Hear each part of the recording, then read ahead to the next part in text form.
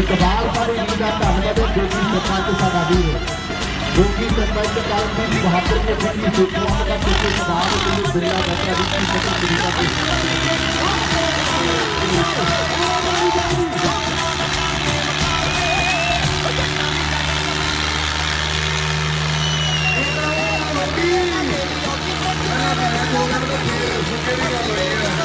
क्योंकि हजे कुछ भी हो सकता है कि हजे तक गोपी मोदी गल पे गोपी फिर सलाम फिर नोट फिर भी गल छेड़नी है।